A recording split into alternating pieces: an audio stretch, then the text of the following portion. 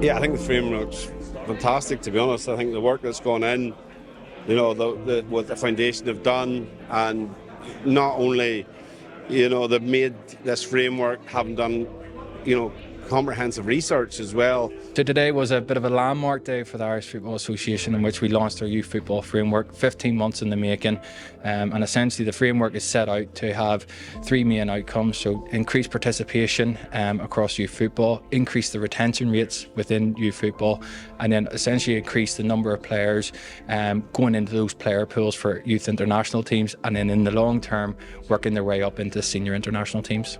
It's a long-term vision for this project, because we're working with kids as young as 5, 6, 7, so they're not going to be ready for adult football for another 10, 15 years.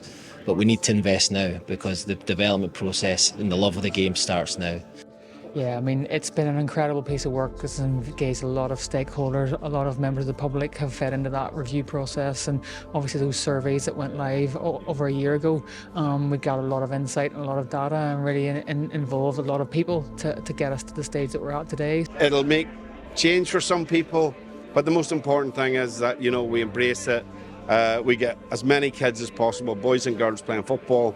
We develop as many good players as possible, and the overall standard of our game increases. We set out at the start to revolutionise youth football in Northern Ireland, and genuinely without the masses of people that have been involved from start to finish, we wouldn't have been possible to get here. So from the Northern Ireland Youth Football Association, the Northern Ireland Schools Football Association, Northern Ireland Football League, and then partners in terms of Sport NI, everyone has contributed to what has now been a really, from our point of view, landmark moment in Northern Irish youth football. You know, we want our young players to have the best chance possible to have a really positive career, and today is about, you know, how we give those kids the best chance to not only enjoy football but also develop in a framework and an environment where obviously they can maximise their potential.